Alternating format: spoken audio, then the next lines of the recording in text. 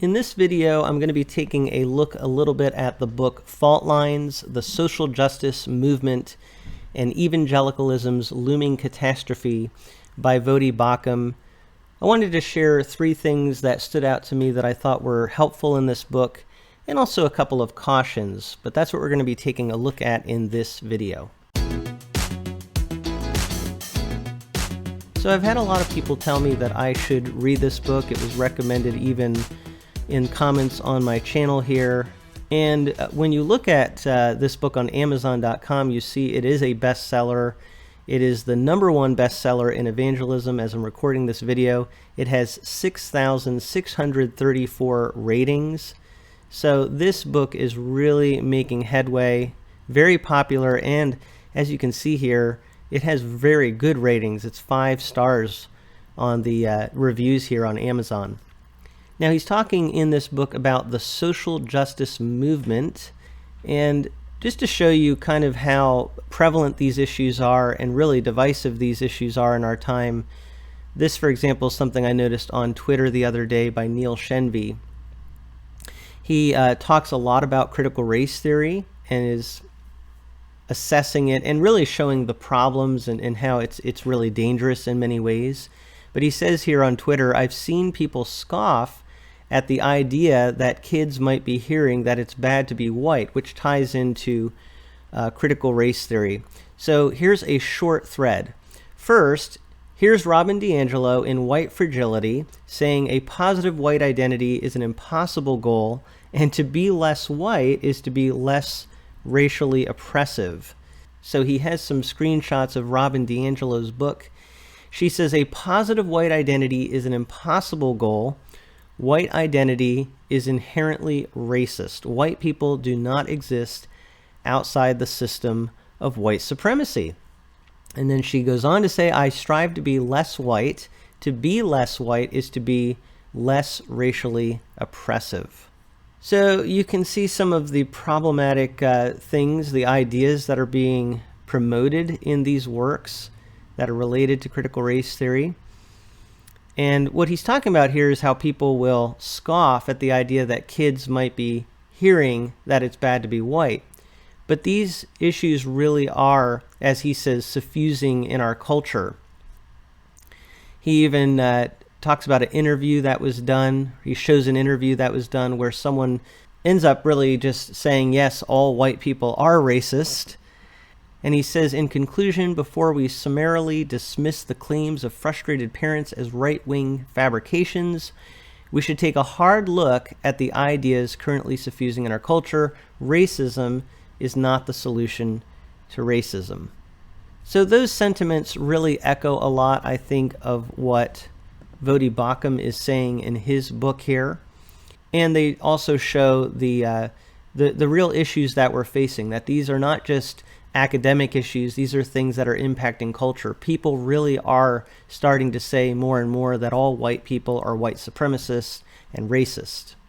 And Voddie Baucham is showing how it's not just impacting the culture, it is having impact on the church itself, and evangelicalism has to really take a look at how it's dealing with all of this. And sadly, it is causing a lot of division.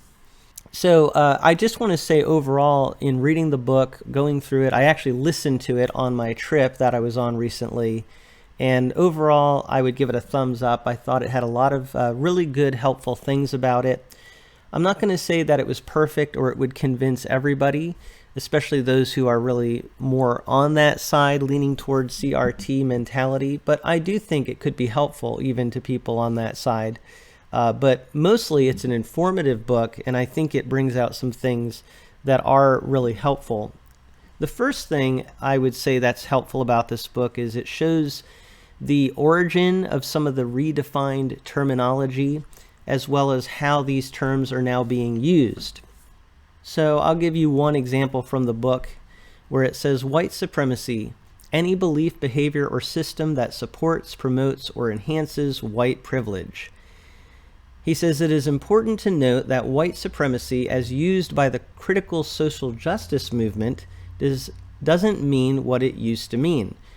For many of us, the term white supremacy evokes strong images ranging from the Ku Klux Klan to the Nazi regime, notes Daniel Hill in his influential book White Awake. Then, in a classic attempt to promote the redefinition of terms that CRT requires in order to advance the anti-racist worldview, he continues, when we get past the emotional response to the term and consider its definition, we can see that it remains relevant. In other words, the word doesn't mean what it used to mean, so we don't have to feel the way we used to about it. It is also far less provable in this context than someone's membership or status within the KKK. So I think that's a good example of showing you how people within the CRT movement are actually redefining terms that have been used for a long time. What's interesting, particularly about the term white supremacy, is how it is connected with groups like the Ku Klux Klan and the Nazis historically. But now this author's saying we shouldn't react so strongly when people use it against us because it doesn't mean exactly the same thing.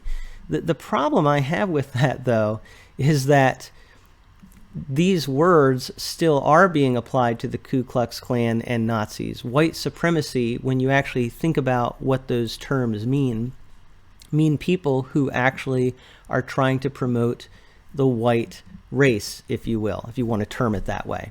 And the Nazis were clearly doing that.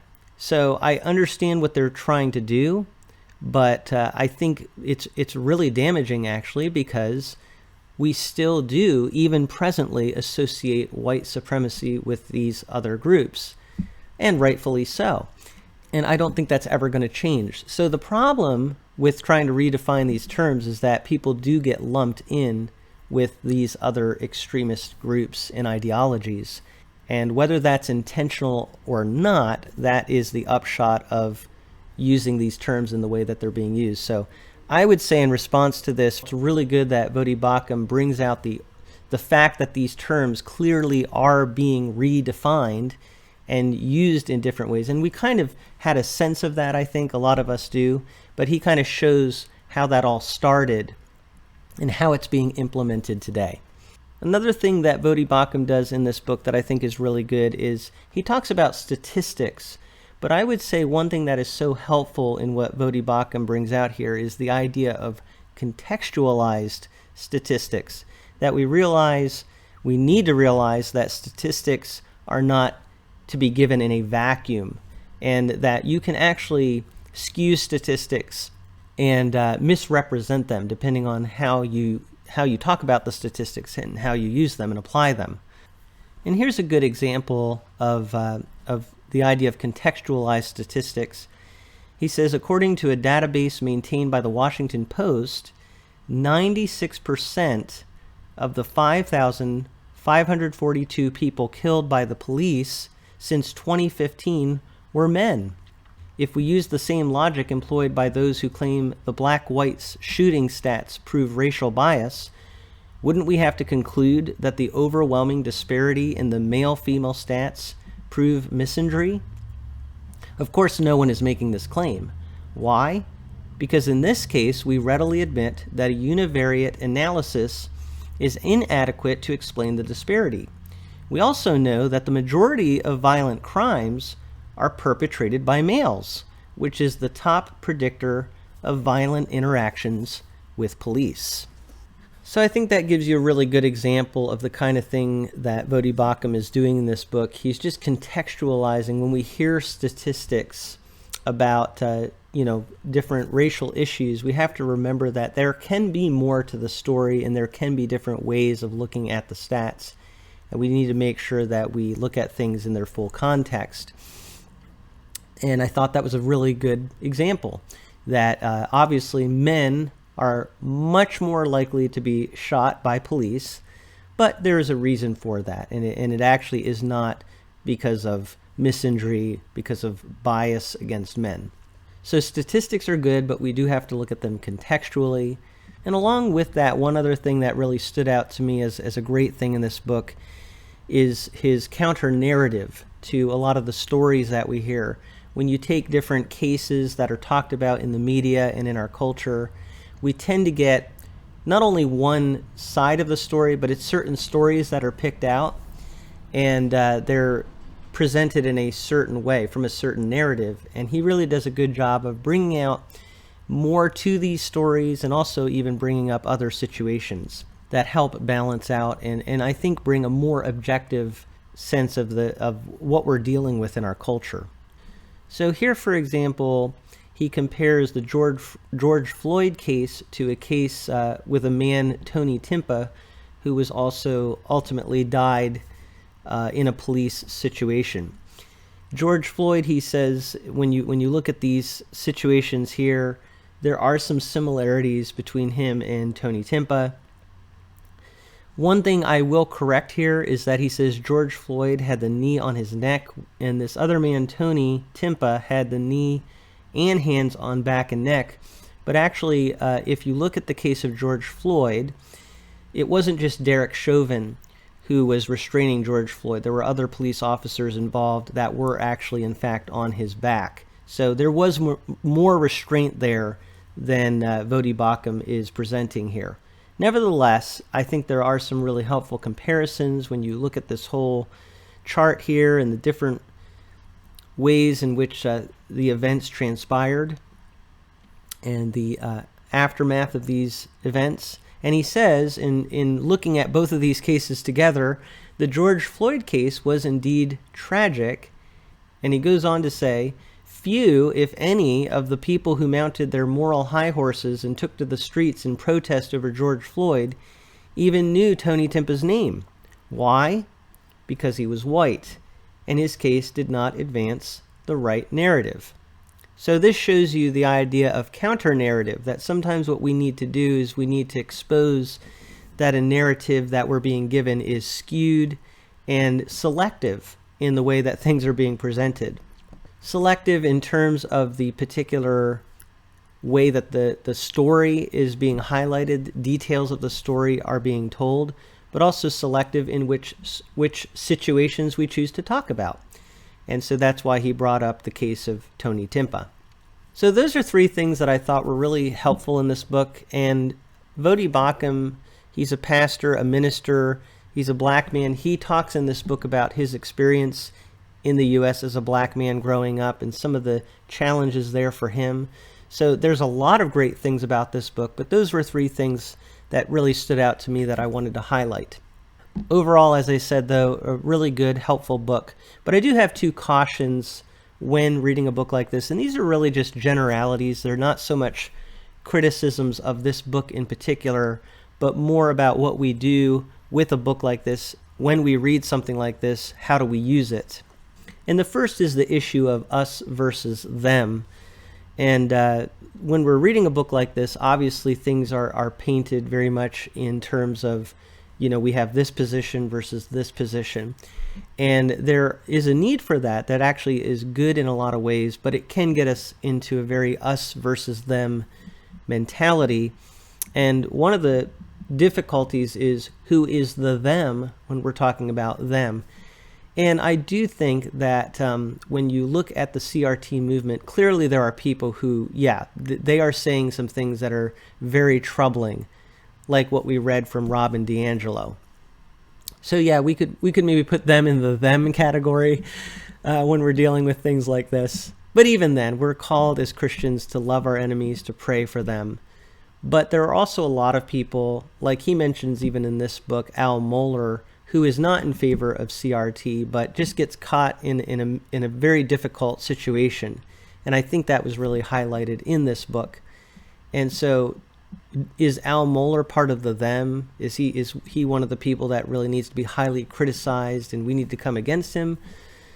This is the kind of thing we have to be careful of, and we need to be really thoughtful about when approaching this issue, that not everybody is in just a clear-cut category. And I know there are people who will say, well, you got to draw lines. And certainly you do, but as you do that, you still need to have wisdom in how you relate to certain people and how you talk about certain people. So that's just a caution. And along with that, with this us versus them mentality, we also have to remember that, and I've said this before, that as we're kind of pointing the finger at another side, it's easy for us to maybe miss ways in which we're not being biblically consistent. And again, this isn't a charge in any way. It's just more for us to be mindful of the fact that it is easy for us when we're kind of getting into this idea of, oh, we've got to attack that, we've got to go against that we kind of easily miss some of the weaknesses that maybe people in our groups have, and we ourselves have. And so we just have to take a look at that too. And I'm not trying to be relativistic in saying all of this. I'm just trying to be biblical, right? Because we are told in Scripture, even when we try to help someone, we are also to examine ourselves, lest we also fall into sin. So one of the dangers of reading something like this is it can really reinforce a strong us versus them mentality, and we just have to be careful with that. But the second thing that I would caution is just remember, this is just one book, okay? And so if you read a book like this, it's easy to think that, okay, I know everything there is to know on the subject, and when I talk to people, I have all the information, and I can inform other people now because I'm so knowledgeable. And I'm not saying that you're going to do that, but it's just something we do have to be careful of, that because we've read one book doesn't mean that we are technically experts. What we should do, though, is try to help people and have good discussions with them. And hopefully we'll approach discussions with a good sense of humility, as we should have as Christians.